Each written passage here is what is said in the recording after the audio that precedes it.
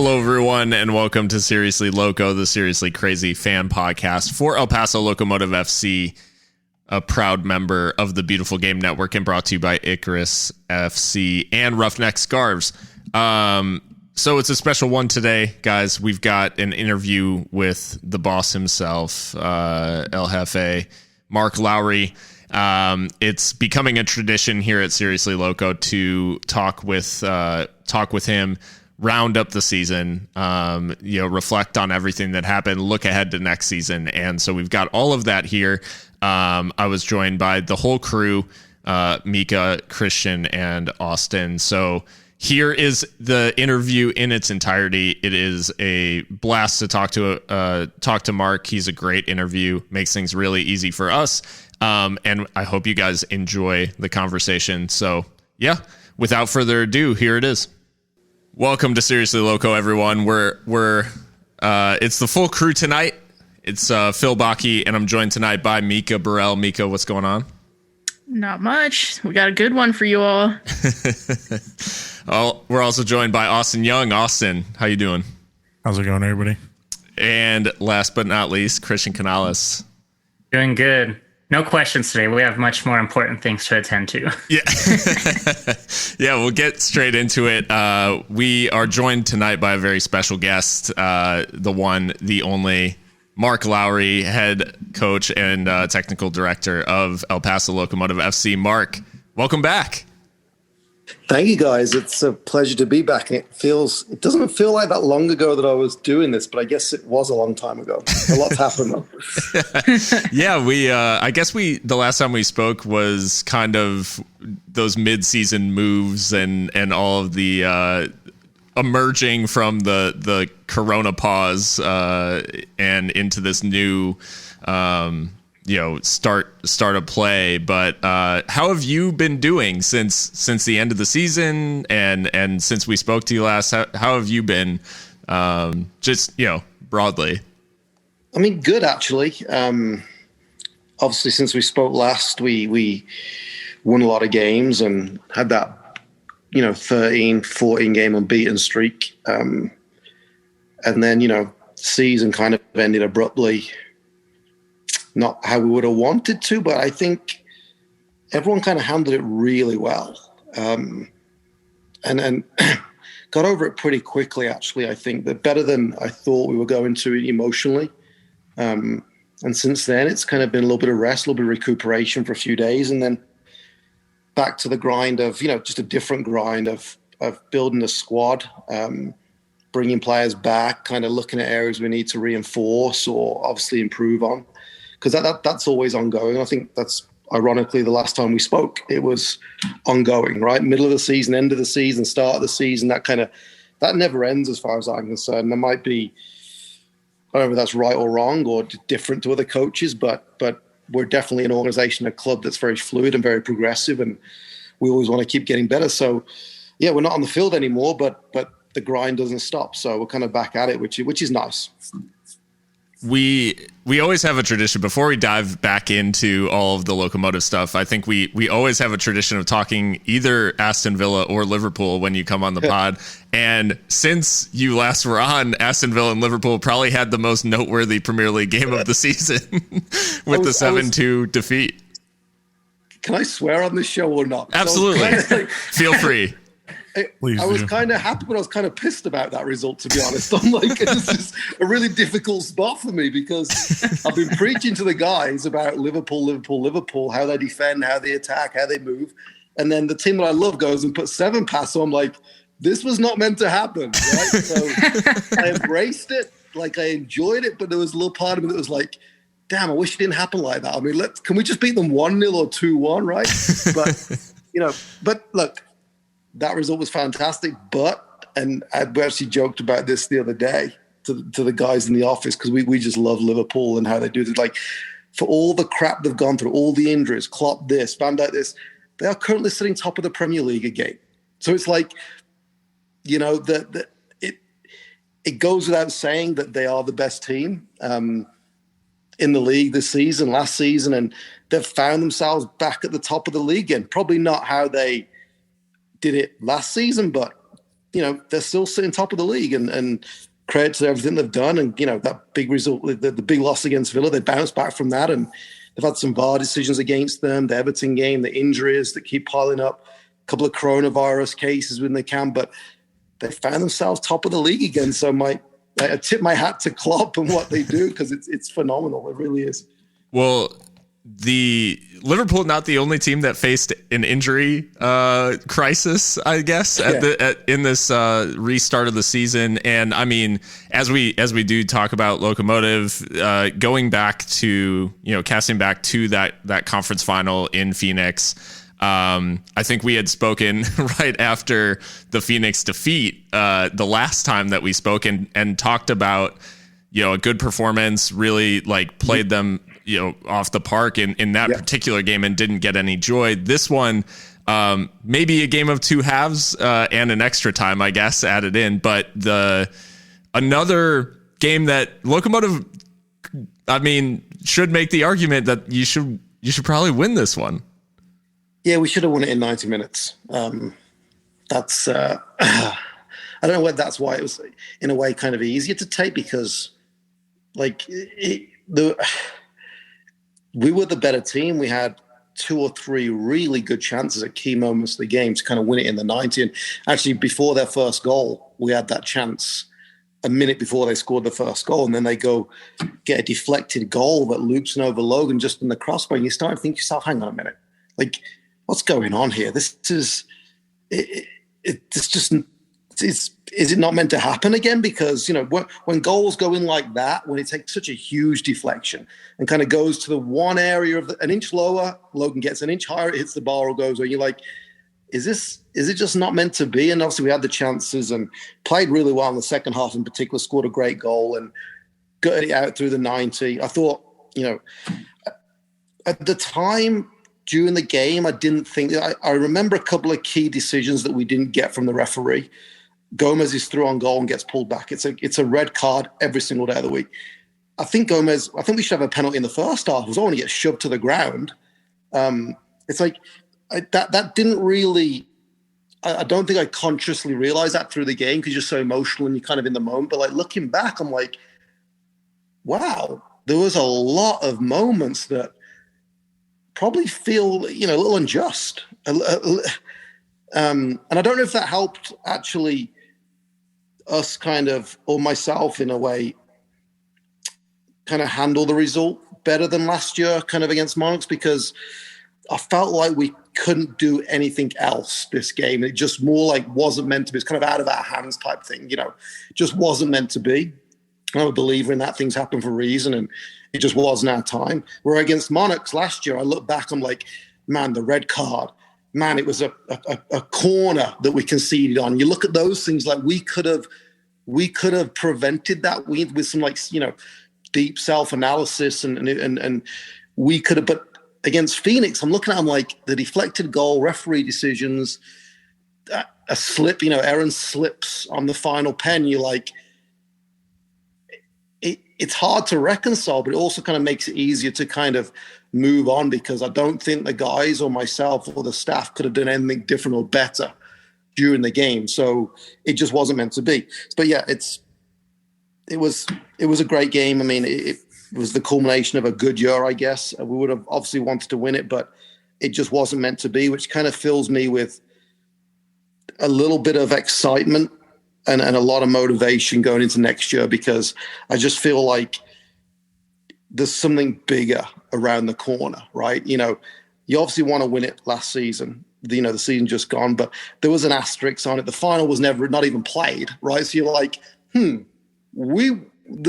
something else at work here, right? So let's accept it for what it was and come back next year with this excitement and motivation, because I truly believe there is something much bigger around the corner for this club, this team, and these players.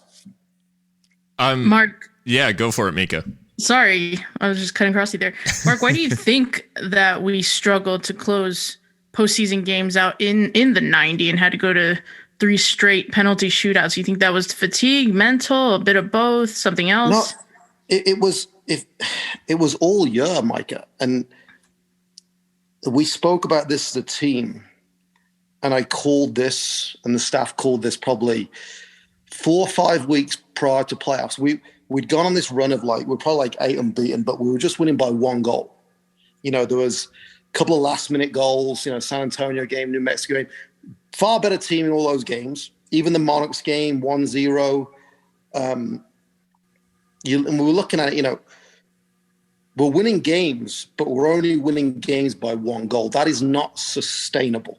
It's not sustainable. No matter how well you're playing, how much you dominate, consistently winning games by 1 goal is not sustainable. So I knew at some point, if we weren't going to capitalize on all the shots, all the chances, all the how we dominate games and kind of turn those performances into 3 or 4 goals, eventually it would stop. Now, we were never going to lose games because we're so good at controlling the game and so good defensively. It wasn't necessarily turn into losses, but those 1-0s, those 2-1s were going to turn into ties. It was just the nature of how it was going to go. And we called it as a team way before it actually started to happen. And so it was no surprise those games finished in ties in the 90, to be honest. And I think that's also part of playoff soccer. I don't think games are easy, whether you're home or away in playoffs. I mean, you look at us last year, we won away at Fresno, took Monarchs, to extra time at their place. This season, every Phoenix game in the postseason went to extra time. There was a lot of that. The San Antonio, New Mexico game was a tie. I just think there was a lot of parity, more parity once you get into the postseason, and the extra pressure and anxiety that a postseason game brings tends to be a more cagey affair. But so there was the playoff kind of implication that games tend to be closer, but also as a team, we weren't putting games away early on in the season. So we knew that this was ultimately going to happen. If we couldn't change that and the conversion rate of all our shots and chances, eventually the wins were going to dry up a little bit. And that's kind of what happened in the playoffs, the 3 ties, kind of 3 extra time games, which was ties in the 90s. So we kind of called it, Mike, to be honest, a few weeks before it happened. Mark, I'm interested how you spoke about the goals, and obviously in the Phoenix game, there was all of the chances were really falling to Aaron, above anyone else. And he had kind of a dry spell towards the end of the season. It seemed like he was in the right place at the right time, and he was getting on the end of these chances, but just couldn't put them away. How do you handle something like that? And, obviously there's a lot up in the air right now in terms of which players will be brought back and which, are in the plans not. But how do you handle something like that to close out the season? As, we saw after the shootout, he was distraught about, I think, his performance, and then obviously slipping on the penalty as well. How do you handle that? I think I don't like to look at an individual player as a reason, and that's not that you avoid putting blame on anybody, and that's not what we're doing here anyway. Right. But I don't think you can look at one player or one incident or one game or just one isolated thing, independent thing, as a reason for success over the season, success in one game, not winning a whatever it is. So I think it's 2 things. It's when I look at Aaron's performances, they were always very good. Every game, Aaron came out with more miles ran than any other player on the team. He was getting in those positions and creating the chances. He was helping other people create chances. I mean, you look at some of the goals we scored, the combinations of the goals when, Nick's goals and Chapper's goals kind of in that mid-season, when we were hitting 5, 10, just quick passes and breaking teams down. Aaron was involved in every one of those. His production for the players so good, his movement, his work rate, his endeavor, other things he did for the team were priceless. And he was getting the chances.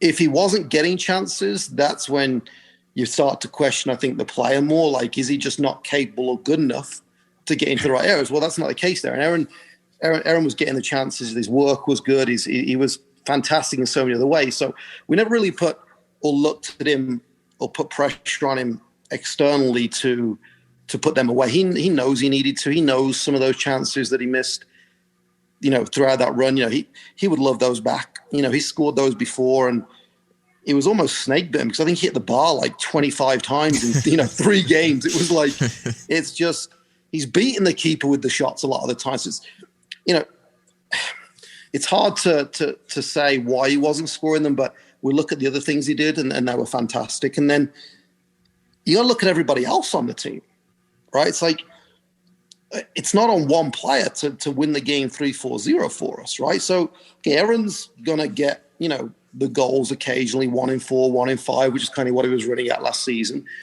He's capable of doing better than that. But where are the other goals going to come from? You know, even if Aaron is putting those chances away, us as a group have to and have to find goals from other areas as well. And we did, in terms of Nick got a couple, Trapper got a couple, the back four in terms of the set pieces, you know, Brent, you know, Fox got a couple. So we spread it out nicely across the team. So I'm not saying that, but like, I think from an attacking department, you know, the 2 nines, or, you know, the 2-9 positions, you know, for the 3-4 players who kind of rotated through there. It's like, there's got to be more goals in general from that area of the field. It's not just on one player. And I think if you look at Aaron, and we spoke about this as well this past week, kind of trying to diagnose the situation. If you look at last season when Aaron was scoring a lot of goals, the pressure or the burden wasn't on him. It was on Jerome Kiesewetter. So Jerome actually dried up last year, if you remember, and he kind of went through this spell that Aaron went through, but Aaron was kind of in the background saying, goal, comes on goal, goal, goal. And no eyes were on him. He was just doing his thing. He was playing his game. He was scoring. So this season, because, you know, we lost Alexi, we traded Marius intentionally, like to improve other parts of the team. It was like all eyes were kind of on Aaron. We didn't have that. We didn't have the Aaron, another Aaron, like last year, 2019 guy. But when Aaron dries up, we didn't have Aaron Gomez to come on and you know, against Vegas, he comes on and scores 2. Against Tulsa, he gets us back in the game last year because Jerome Kiesewetter carried the responsibility. So it's really more of I think, a byproduct of the depth of that department. And that's partly on me. Like, you know, I made a decision to trade Marius to get something else happening because there was another area of the team I wanted to improve in terms of Brian and Macra and that stuff. You know, we lost Alexi, unfortunately. That was out of our hands. So when you look at those things, I think it's not so much of an Aaron thing. I think we have to do better as a group in that area of the field to make sure there's always goals coming. So when one guy is not on form, or one guy is injured or out, whatever reason it is, somebody else can pick up the load. And that's what happened last season when Jerome kind of went through the Aaron thing, but Aaron was there to tap them in and keep it kind of ticking. Didn't really have that this year. And, you know, obviously Omar gets injured the last few games as well. So and Leandro kind of being new, kind of, you know, getting his legs under him. You know, we didn't really have that guy like we had last season, Aaron Gomez. So we kind of look at those things as more of a reason why, instead of just kind of looking and honing on Aaron's finishing or why isn't he doing this or is he not capable? We know he's capable. We just got to do better as a group, I think. It's interesting. You bring up the Brian Maka roles, and obviously when we last spoke, Maka had just signed, and we were looking at the signings, and there were a lot of right backs on the roster, and we were thinking, you know, what's the game here? How long was that Brian switch on the cards, and when did you first kind of recognize that was something you wanted to do with Brian? Yeah, a long time, to be honest. A good few months before it happened, and it was a case of me learning the system. And I thought and I think the break really helped for this, because we were able to really evaluate and analyze the diamond system, and we really analyzed Liverpool, and not so much, but the profile of player in each position. So when I looked at it, I looked at our midfield, I kind of probably got it wrong going into 2020 in terms of the type of players I thought we needed in there. And you kind of look around the league and you look around at what's available, and you're like, it's really hard. There's no number 8 that fits Brian's profile in terms of a guy that he wins every single header. He tackles. He's so athletic. He runs box to box. He keeps the game simple, which we need him to. His job's not in there to create, right? We've got the creative players like Dylan, Nick, Richie from a deep area. Like, his job was to go in there and do a lot of the physical work that you need to balance out the diamond. If you are small and slow and kind of lightweight in a diamond, you can get run over because you need a guy to cover ground for you. And, when you look at Liverpool's diamond, you look at the kind of the makeup of the players in there, they all serve a different role. When they're strongest with Fabinho as the 6 and Henderson and Wijnaldum as the 8s. Henderson and Wijnaldum are very different 8s. They're not the same. So sometimes if you have a diamond with Nick and Chapa as the 8s, they're very similar, right? So we needed a balance in there that could do a lot of the destroying and physically keep us in games and counter pressing and second balls and those things. And looking around, there wasn't anybody that fit kind of the what can Brian do? And I was like, we have the guy here. Brian can do all those things. And actually, you guys wouldn't have seen this, but in preseason, when we went and played Cincinnati in Tucson, Brian went into that position for like 10 minutes. Just through necessity of it being preseason, kind of getting players off the field and the minutes and stuff like that. And he was phenomenal, like incredible.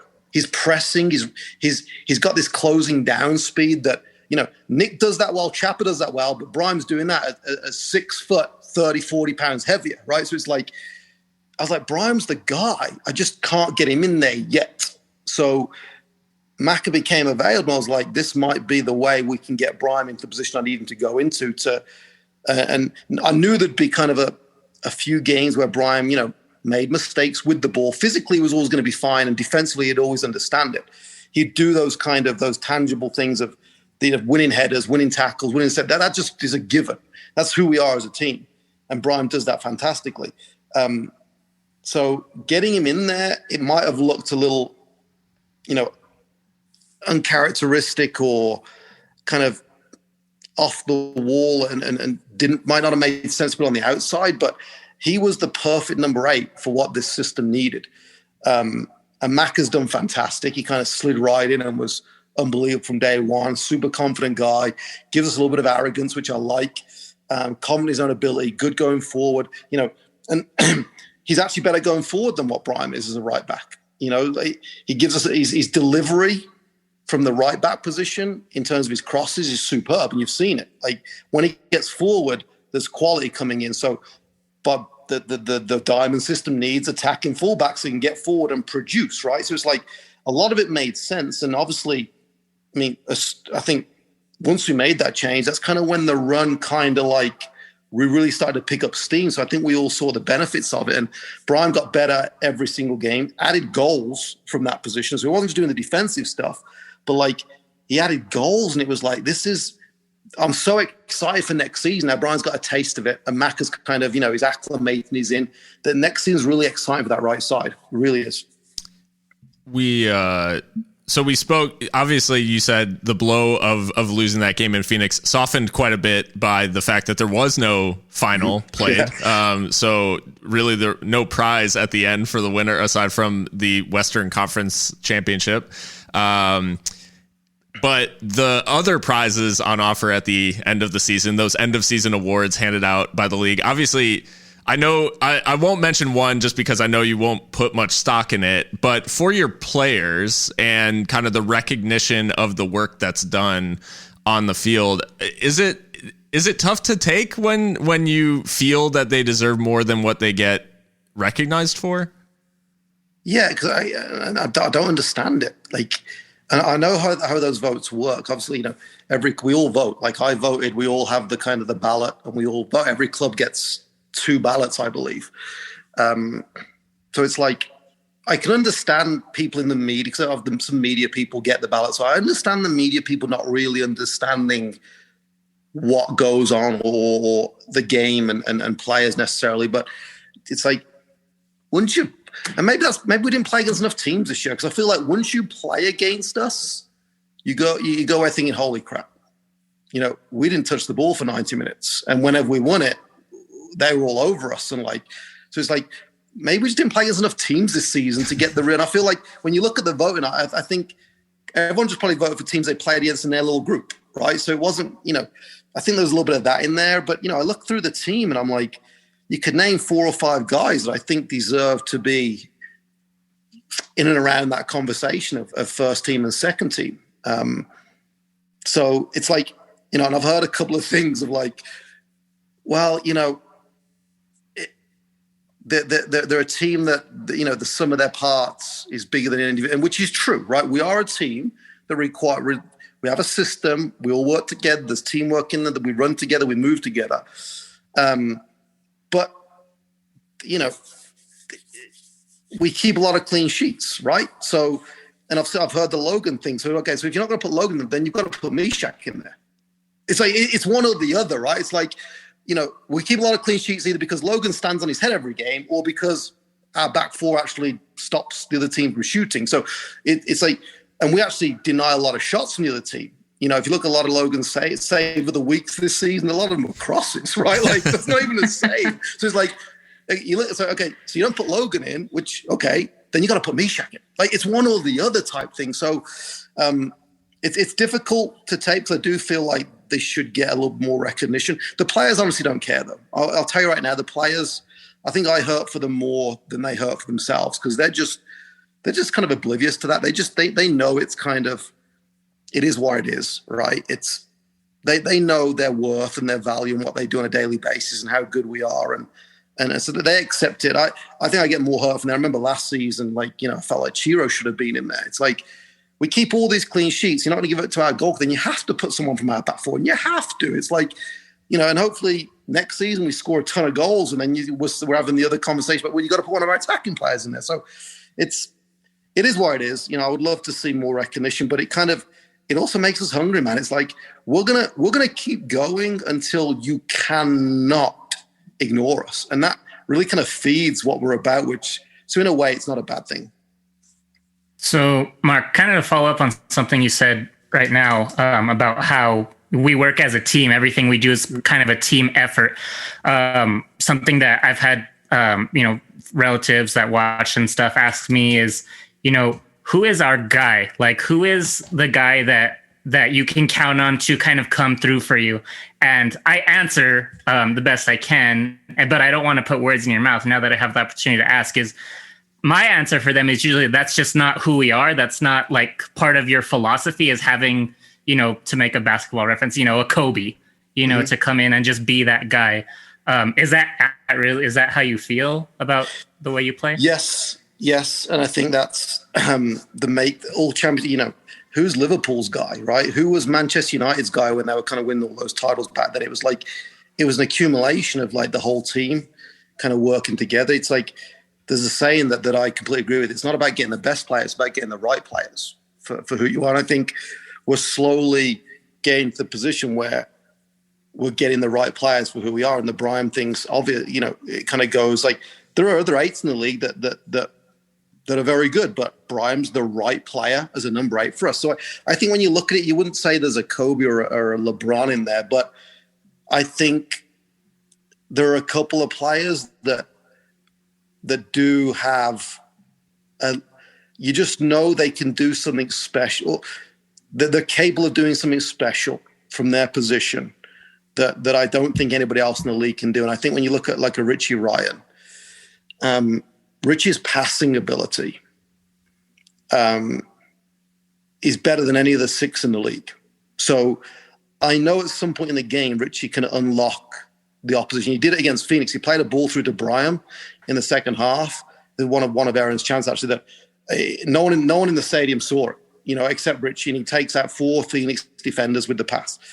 Dylan's goal against New Mexico was a little bit of an individual moment from Dylan, right? So you're like, there's a couple of guys in there that if needed, and we don't want to rely on that. We're not going to rely on that, but we do have guys with special abilities. It's the good players do make the team what it is. But I think they would all agree, and they all want to be part of an environment and a team where the team comes first, and the work that you do every day and the running that you do during the game is for the team, and that's kind of what we get in this group, and that's what we've been building for 2 years now. But let's not undervalue some of these players. I mean, Mishak passes the ball better than anybody that you've ever seen as a centre back. So it's like there are guys in there that have special abilities, but their abilities fit into what the team does. And maybe not everyone sees it, which is fine. Not everyone kind of values what Mishak or Richie or those guys do, but I know we do, and we see it on a daily basis, and it makes us who we are.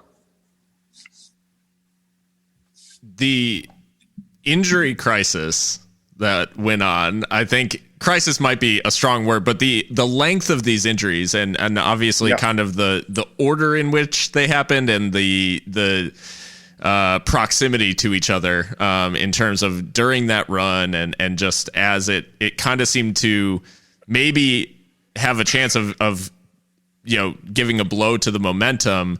What does it say about the team that they withstood these injuries to prominent players without it becoming kind of the story of the team? Like it didn't really become the narrative around the team. Yeah, the guys didn't let that happen. That was on the players. I give them, they didn't allow that to happen. I think probably us as a staff behind closed doors were a little bit like, okay, we've lost every center. We've got one center back available, right? We've just become the smallest back four you've ever seen in your life, right? Things like that were going through your mind, does this make us kind of susceptible to conceding set pieces, all those things? But what it also does, and I think, it didn't change how we work, but it definitely forced us to focus on other areas of the game a little bit more, because naturally when you lose, Drew left earlier in the year for another opportunity. Brent goes back to Minnesota. Chiro does his ACL, and you're like, okay, Foxy, right, does his knee around that time as well. So you're like, okay, Adair, Yuma, Misha, Maka, not one of them's above 6 foot, not one, right? Which that's not usually a recipe for success for a back four, right? So it's like, but what it did, it concentrated our minds so much when any opposition got a set piece, a free kick or a corner, we didn't concede from a free kick or a corner through that spell at all. We lost our tallest player, through Omar's 6'4". We lost our tallest players. And we actually got better at defending set pieces, because what it did, it made every single player out there think, I got to do my job. Because we've all got to give the extra 5-10% in these moments to make sure that we don't concede from it, because, Phoenix are a huge team, and we're kind of doing the matchups before the games, and against anybody we played, New Mexico and Tulsa, were when their lineup comes through and you're kind of in the locker room, you go, okay, who's marking who, right? We don't match up on any of these. We are outmanned physically on all of these. Not one of our guys kind of looks the opponent in the eye. But it galvanized us as a group, and it focused us and concentrated our mind, and so in those key moments of games, we weren't going to be undone by something like that, and it actually made us stronger as a team. And let's also, Yuma was fantastic and Adair was fantastic, right? As a team, it brought us together and made us work harder. But let's not kill that. Yuma was phenomenal back there, and Adair stepped in and did tremendously well, right? So they did. But like I said, also as a team, it made us better at those moments. So I'd rather have had all those guys available, Foxy, Omar, Chiro, Brent, if he could have stayed. But in the end, the guys were so strong mentally through that time. I give them so much credit for what they did, and it's not a reason. I don't look back now, and even the Phoenix game, that wasn't the reason why we lost. You're right, the injuries, because the guys that stepped in did such a good job. We had actually a question. You mentioned Yuma at center back, and we had a question come in from one of our Patreon subscribers, Jake Konecki, who asked, he played really well there, so do you see Yuma being a long-term center back? Yeah? Yes. Yep, absolutely. I mean, he was brilliant. It was probably, and he's been great for us, right? Even in midfield, when he plays in place of Richie or with Richie, he does such a good job. He's one of our captains. But I thought they were his best performances in the Locomotive shirt. He brought a lot of calmness. He reads the game so well. He's good in the air. He's got the biggest heart you've ever seen. So he'll go up against a Dadashov, and it doesn't matter. Yuma's going to beat him 9 times out of 10, because Yuma just wants it more than he does. So even though a player like Dadashov is 4 or 5 inches taller, Yuma makes up for that with so many other things, and he carries the ball out of defense well because of the midfielder. You know, you look at Leandro's goal against Tulsa, the first one. You know, that was Yuma carrying the ball 30, 40 yards into midfield, playing a smart little ball over. It's like, so he gives you other things. And honestly, I thought it was his best performance in Locomotive. We've had this conversation, you know, with Chiro's injury, losing Brent, you know, going in this off season, you know, making sure Mishak comes back is massively important. That's all, you know, you know what I think about Mishak, and Mishak knows what I think about him. So it's like, we've got to find 2 center backs to kind of start the season, you know, 2 extra ones to make 3 good center backs. And I was like, actually, probably only 1, because Yuma for me, he was superb. And when it's that obvious, it's like, if it's not broke, you know what I mean? Like, let the game can be very simple or very complicated. You know, it's like, I think moving Yuma out of that position now would make it very complicated. It's like, it worked. He was great. It makes my recruitment of centre backs a little bit easier now, because I feel like I've only got to go find 1 extra one to kind of complement him and Misha now. So yeah, absolutely. I thought he was superb. I always joke with the guys, Mark, that Yuma reminds me of Barcelona era Javier Mascherano, kind of like short and a battler, but Puyol, Carlos Puyol, take it back. Puyol, yeah, he's got the locks to match as well. Absolutely, that might even be a better shout. I think we joked too that Yuma could, the way that he plays center back, he could prolong his career another 10 years. It seems like with playing center back. I mean, you know, 100%. You know, and that happens to a lot of players. You know, as they get older, that they move further back, and it's a natural progression for Yuma, I think. And the one thing we worried about was his pace, right? But not once did he look like he's because his positioning is so good. He's so smart. Like, he dealt with everything. He dealt with Santimoir and Asante, and it's like he just deals with it. And you're like, this guy is just a really, really, really good footballer, and let's just keep this going. Yeah. So, Mark, think about what happened this year, how this season ended, how last season ended. You know, we end up in the same spot. Mm-hmm. Do you feel pressure from yourself, or, you know, from the club or anything, that this next year something has to happen? You need to make that next step. I think the next step is the regular season and Open Cup. Playoffs are just like, playoffs is a lottery. Like, let's not kid ourselves. Like, we've had 2 great playoff runs, but and you look at every playoff game, there's one decision or one moment that can dictate the game, because it's one game. It's like the next step for us is not winning, you know, the Western Conference Final, or that's what you want to do. But the next step for us is actually a different objective. It's winning the regular season and seeing what we can do in Open Cup. So no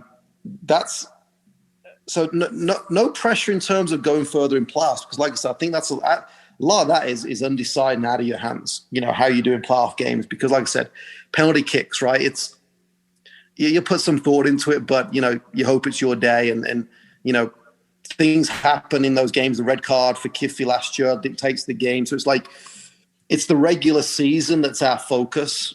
And that was our focus going into this season, to be honest. But obviously that changed with the new model. But for 2021, hopefully it's back to a normal format, you know, playing everybody twice, getting those games in.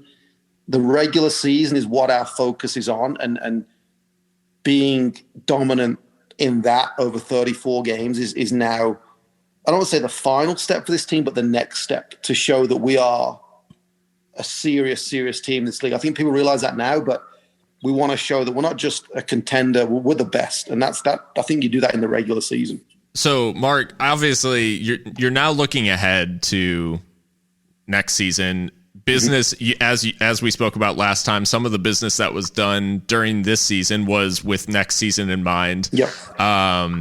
The first business that's been done so far since the season ended has been the departures of Saeed Robinson, Moses McKinday, Drew Becky, and now Jermaine Forta today. Do you want to just speak about those players and their what you'll take from their time at the club? Yeah, I mean, I love every single one of them, and it was hard. It was the right thing to do for them and the club, but it was hard because, I mean, I don't know if you know them personally, those four, but they're just all four. Each of them is just such a wonderful human being. They really are. Moses is one of the nicest guys you'll ever meet. But I looked at Moses and I'm like, hey, Moses, you've been here for 2 years now. Because of certain things, you've actually played in 2 Western Conference finals. Adair's here now, obviously, intention to try and keep a foxy. It's like, you're probably third choice left, but when everybody's healthy, it's like, for your career, I think you can now use this as a platform to go do well, right? You're coming from arguably the best team in the USL, right, over the past 2 years.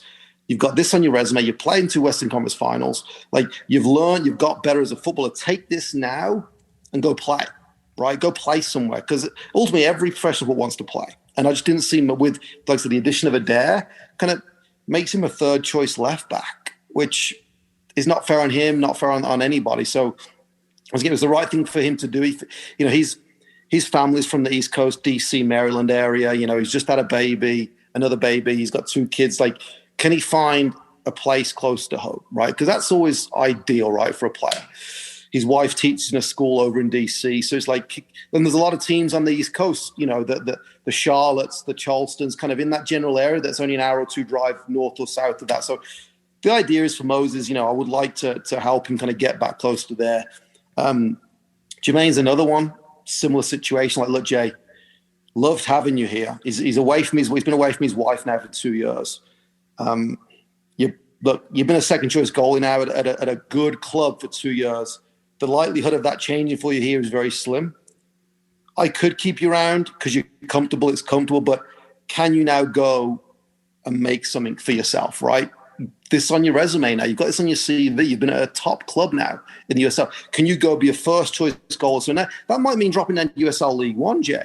But go play now, right? Go find a situation which you can make your own and put your own kind of identity on it. So once again, not easy to let Jay go. Could have easily kept him. Would have been easy to keep Jay. He would have, we love him here. But that would have been the wrong thing for Jermaine. I really feel he can go play now somewhere. And get close to his wife and those things. And Saeed's done well. Once again, a wonderful guy.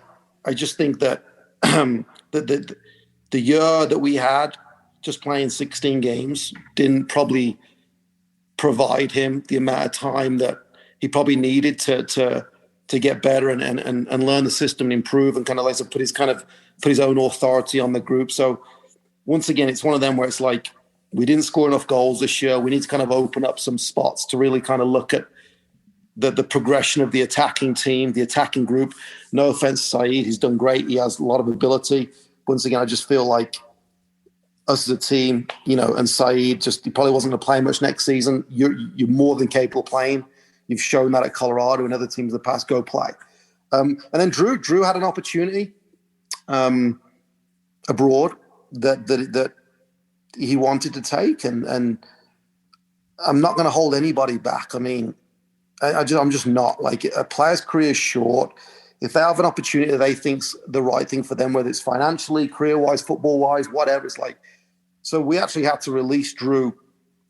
It was actually after the final game of the season against Monash, because the transfer window where he was going was closing that day. So we had to release him earlier than we would have liked, but it was to make sure that he was going to be able to kind of pursue this opportunity he had abroad. And I wish him all the success in the world, because, as I think you all know, Drew's just the greatest guy you'll ever have in the team and be around. So for all four, just tremendous individuals. But I just felt for the team and for themselves, it was the right time for them to go and explore the next phase of their career.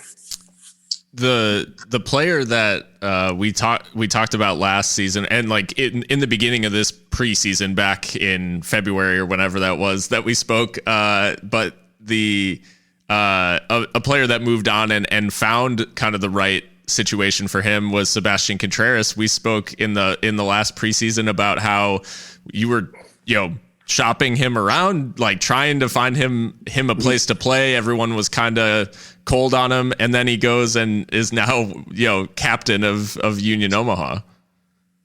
Yeah, and that's another situation. It's like I love Sebastian as well. I mean, I love all these guys, and sometimes it's hard to let them go or move them on or have that conversation. But I generally do it when I honestly feel it's like their best interest, and also the best interest of the club as well. There are budgets and there are roster spots, and we have to build a squad here that we believe is going to win. So there's a football element to it, but generally speaking, 90% of these conversations are kind of mutually understood from both parties and is in the player's best interest at the end of the day, whether it's to go play somewhere else or to get close to home, or the time's just up here and it's time for a change of scenery in a different situation. So difficult, but generally, it's in everyone's best interest. We've spoke about outgoings, Mark, but what about incomings? What is recruiting like in this COVID-19 world? And specifically, how does the next Omar, the next Memo, the next Chapa get a shot with locomotives? Are open tryouts even a thing, or are those a thing of the past, or are there protocols for that kind of thing? And just how do you approach the recruitment side of things, given we're in a worldwide pandemic? It's difficult. There's obviously those facts of, probably not being able to do those things, those open tryouts, and even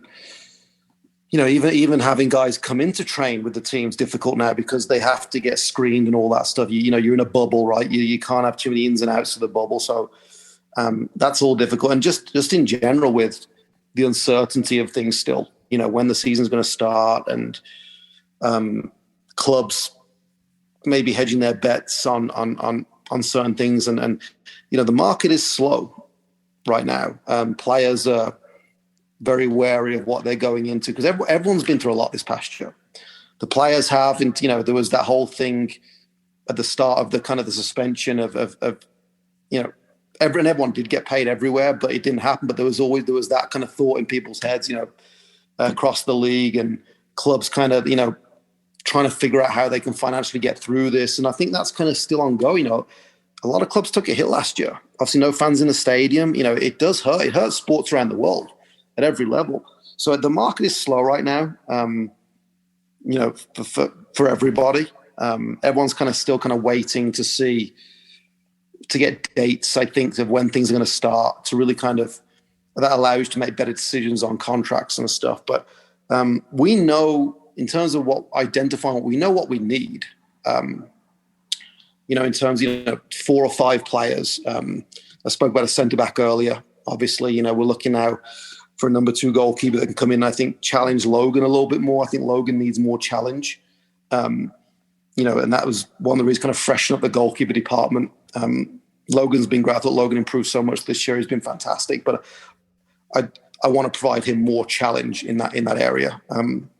And obviously, we need a couple of forwards, I think, to come and kind of push that part of the team forward in terms of conversion and goals and stuff. So we know what areas of the team we need to kind of reinforce. It's a case of being patient now for the right people to come along. And I think the patience is the key. Because even, internationals are more difficult, kind of sign international players because of the whole pandemic.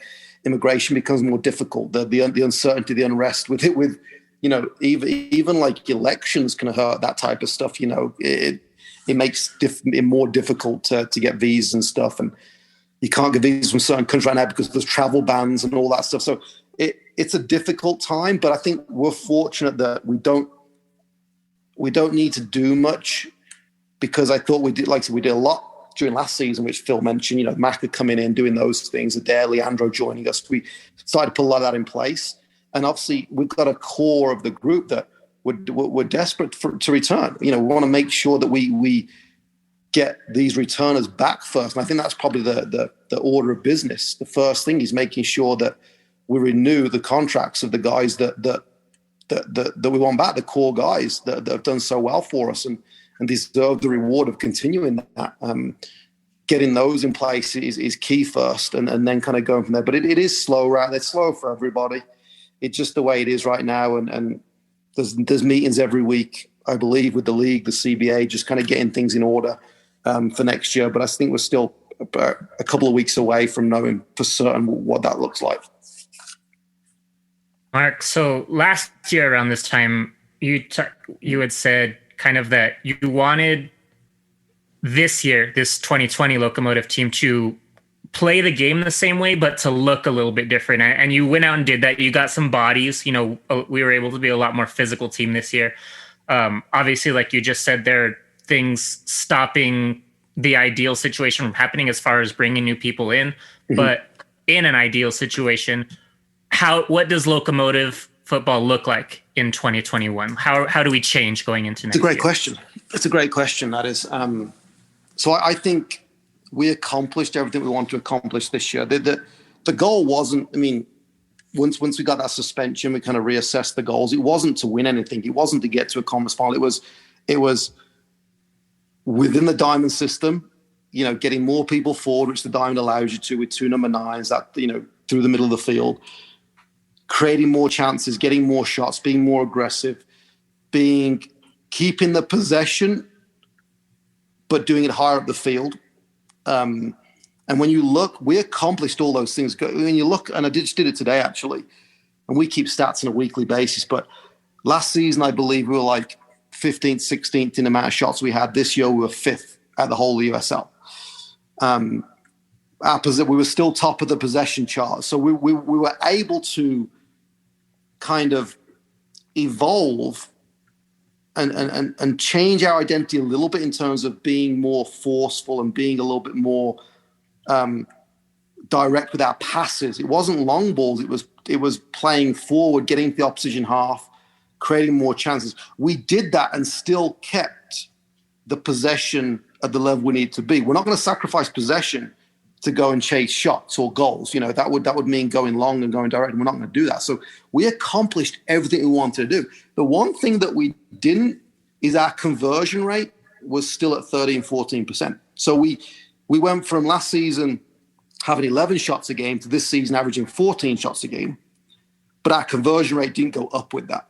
So next season, for me, it's the same aggressiveness. If you look, we're actually taught, and I like this as well, it's kind of, this is symbolic of the change in intensity a little bit. We were top of the yellow cards this season. As a whole of the USL, now, that's not a stat you usually want to kind of like, but that's symbolic of the change in aggressiveness of the group, right? Getting Brian in midfield, being more forward thinking, at pressing, at counter pressing when we lose possession, you know, being really aggressive in those moments.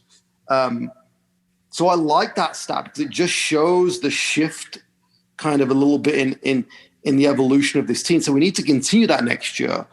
We've shown we can create more chances. We've shown we can do it by keeping possession. We've shown we can do it by dominating games. We've now got to put away those chances. So for me, next season, from an aesthetic point of view, looks exactly the same as this season, but that 1-0 against Monarchs is now 4-0.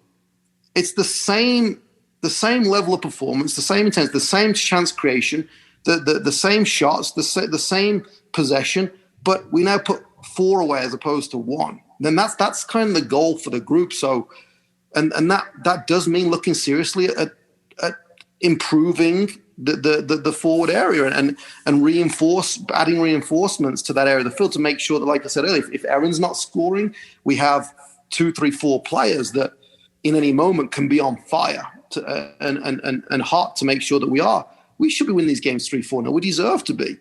That next season, so aesthetically looks the same, stats-wise looks the same, but the scoreline needs to be a little bit different. So just to make sure so that I have a good picture, is it fair to say, you know, we go from possession season 1, aggression season 2, efficiency season 3? Is that kind of like the theme? Yeah, absolutely. While maintaining all of them. Yeah, exactly. Before. It's accumulation, absolutely. I mean, the first season, you can't do everything in year 1, right? So you look at, let's establish who we are from a style standpoint, right? Fortunately, we were able to win doing that and had some success, got the West Coast final. Second, let's now be more aggressive with that style. And then, like you said, in season 3, that's a great way to put it. If we can be more efficient and effective and execute on that style in the final third more, then I mean, we joke about it, but I don't see us losing many games. With how we are able to go through those phases and defend and attack all as a team together. It's exciting. So yeah, I think that's a great way to put it. That those kind of possession, aggression, and then into efficiency in season 3. And that's how long it usually takes. 3 to 4 years is really how long it usually takes to kind of get all those things in place. And I think we're on a good track. Now that we are talking 2021, one of the other questions that came through our Patreon from Nathan said, what is Mark's contract status with Locomotive? Has he had any conversations or interest from other teams in Europe or MLS? And will he stay if we give him Chico's Tacos for life? I've actually never had Chico's Tacos. So that's gonna be, oh my gosh, Mark. I'm scared. Chico's I've heard some things. I'm scared about it. That's a healthy fear. As a fellow transplant, it is a healthy fear. Yeah, I've heard it tastes great, but an hour afterwards or the next day, it's a little rough. So I don't know. I don't. Can I get through my time in El Paso with not going to Chico's Tacos? I don't know. I don't know. I might need someone to drag me there, I guess, because. But I'm here next year. I like to focus just on what's kind of directly in front, and for me that's next season now. Kind of this off season, next season, and we still have goals and objectives as a team, and I'll see what happens after this coming season. But we're all in. We're fully committed to going into 2021. I still believe, obviously, this group of players that I have, the core, the majority of them coming back is something that excites me. So we still have a huge belief in this group that we have here, and the kind of the way. I think we said this after the Monarchs game. It's not a bad thing how these seasons have ended, because it makes you so hungry, right, to kind of get across that bridge and to show people that what we can do here, and winning a trophy is a huge desire of ours. And I believe we have the group here going into 2021, and we have the support from the ownership and to be able to do that. So for me, I'm just looking forward to next year. That's kind of what's on the horizon, and that's what I'm focused on. So Mark, obviously we've covered a lot about bringing in personnel externally, but what can you tell us about Locomotive's Academy? Obviously, I know that's more Bob Bigney's department, but do you see that as a legitimate source of future first-team players? Yes, but it's a long, long way off. That's it's such an important because of El Paso and the history of, you look around MLS, Desi Dallas, Pepe, and Mike Ambrose who's playing, and there's Aaron Guillen, he's now at Tampa, but he was at FC Dallas as well.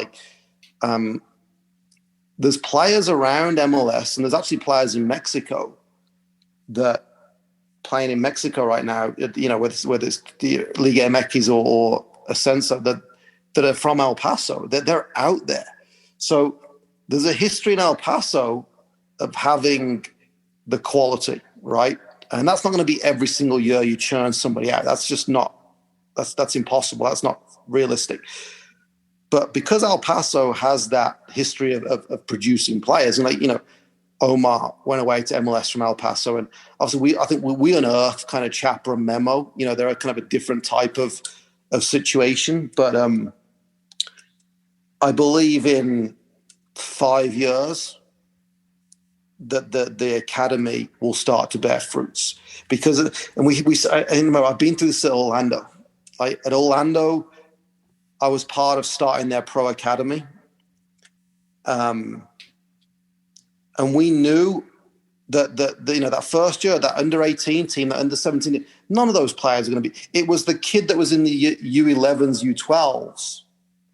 5 years in that system was going to be in the first team, and now at Orlando, Jordan Bender, David Loera, those guys, I coached those guys when they were U12, U13, U14. So it's taken Orlando City 4 or 5 years to see those younger players come through. So it's really unfortunate.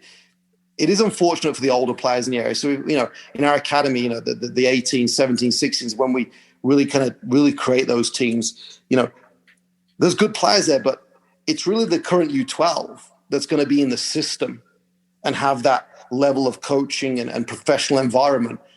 That's the kid that you're identifying in 4, 5, 6 years to be able to step in. Now, are they at their own? Hell yeah, because we've just look, Memo and Chapa are a prime example. There's older players out. When I say older players, 17, 18, 19, 20. There's older players out there with the ability. But if we're looking at a true academy environment and true success of academy, it's not the Memo or the Chapa or the kid that's been in 1 year. It's the kid that started at U10, U11, U12 that's come all the way through the system and is now a true graduate of that pathway. So I do believe in 4 or 5 years, because of the history of El Paso producing players and what we're capable of doing here with what we have, with Bob's work, with the staff in place going forward, that we can have that kid that's come through the whole pathway. And that's super cool. That's really cool. It's cool having Memo, Chapa, Omar, it's cool, right? But there's a different feeling when that kid's come through from, U10, U11, U12, all the way through the ranks and then makes his first team debut. That's always a really special moment for the team, for the kid, for the family, for the community. So yeah, El Paso can bear fruits. It's done it before, and it will do it even more with a quality academy system in place. So, Mark, the last question from one of our patrons, Darren McCrae, it originates from are you aware that towards the end of the season, the depiction of the formation when you guys were lining up was the Christmas tree? Mm-hmm. Okay, so his question is rooted in the Christmas tree. Let's talk Christmas trees. To be honest, I was never really a fan of the formation. It seemed to be riddled with offside calls by pushing the striker that far ahead, but I have to say it served you well. I noticed a lot of tip inversion, I'll call it the volcano, which seemed to counteract the cherry-picking striker offside. Was this by design or a product of the team's fluid gameplay? Also, what is your favorite food and why is it tacos?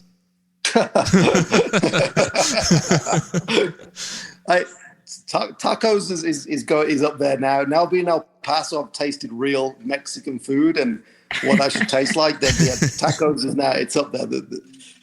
The fish taco is genuinely fantastic. So yeah, the Christmas tree, we never played the Christmas tree. I believe this is so stupid, and I just never changed it because it was like, to me, if anything, it can actually help you putting something out there, for the opposition to see an hour before kickoff, right? That might throw them off a little bit. So I never changed it. It was always a 4-4-2 diamond. Towards the end of the season, obviously, Leandro and Aaron as the 9s and Dylan as the 10. One game it was actually against Monarchs when we won 4-0. It started from that game on. I inverted for the first 60 minutes before I brought Leandro off. Leandro played, it was more of a 4-3-3. Because I was trying to solve the conundrum of fitting Leandro into a diamond. Leandro's played as a central 9 his whole career. And he was fantastic at being open-minded to understanding this new position, which is slightly, by virtue of having 2 forwards opposed to 1, you naturally position a little bit wider. So you might find yourself dragged out wide sometimes, 1v1, giving us some width, allowing Dylan to kind of penetrate to me. You look at Salah and Mane, sometimes they're inside, sometimes they're outside. It's very fluid. That's why the diamond's great, because you can create options in so many different ways. We'd already clinched the playoffs. I believe we were going to go win that game to clinch the group. So I kind of experimented a little bit. We know Dylan can do the 10, the central position, really well, right?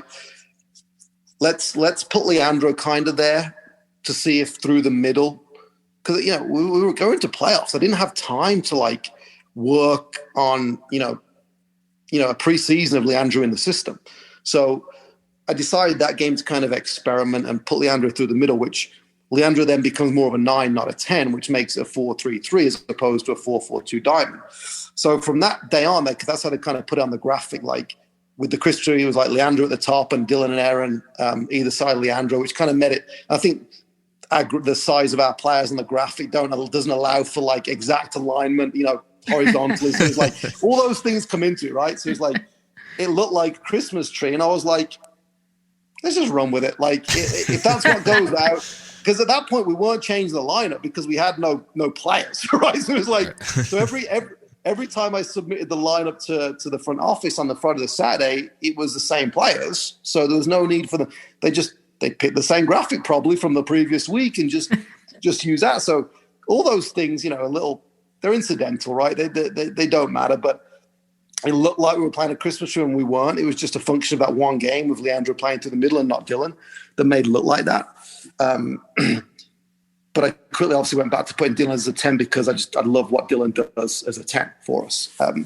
As I felt just through the playoffs, right, let's just go back to the tried and tested and Dylan can work his magic from there. So the offside thing, like I actually want us to be offside 1,000 times more.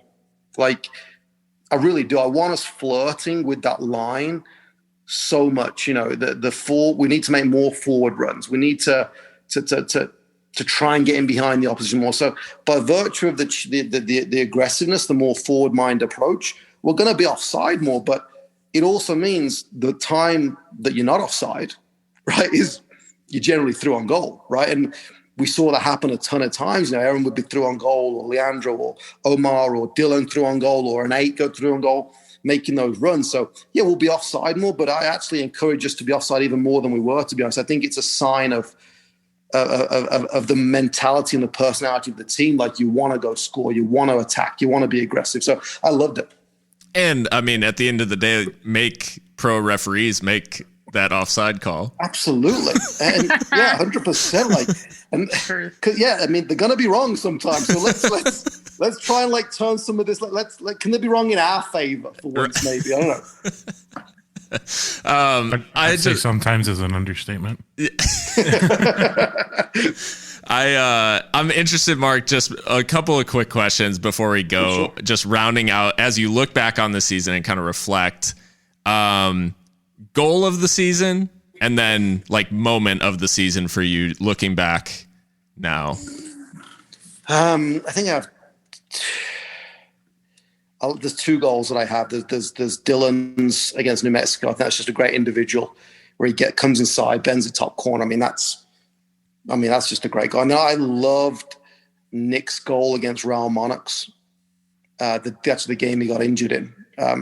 What a goal that was. The combination play to go in, out. I think Chapa, Aaron, it was Foxy, right? Making that, like, what a goal. That's probably my favorite goal because that was a team we were chasing to be this. That's a team we were like trying to be. That we don't score that goal last season. We just don't, right? So it's like, and we scored 3 or 4 goals like that, and we created so many other opportunities like that. But I think that one just sticks out because I just think it was the rhythm of that move, the flow, the one-touch passing. It was a great goal. And obviously Dylan's, I think, against New Mexico is an important goal. And just, a great finish from Dylan to put it top corner like that was superb. Moment of the season? Oh, that's a good question.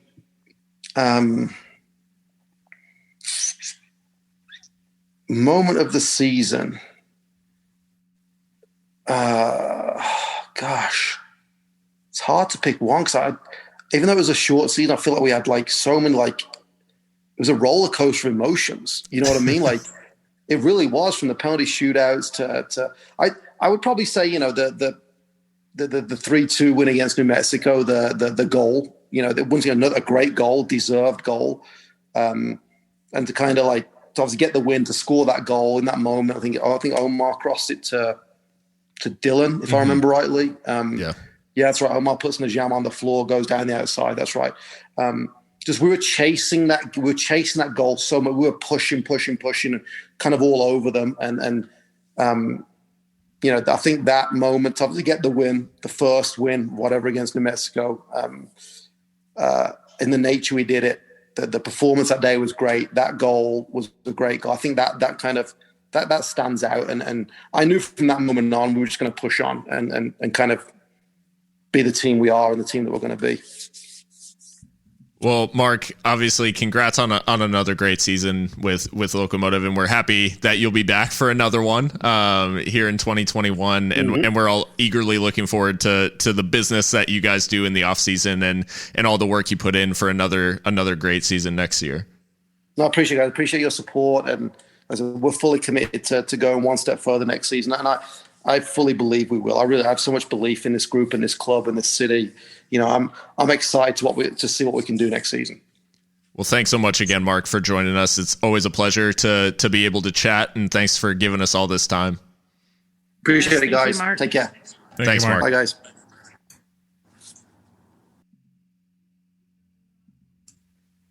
Cool. How long did we go?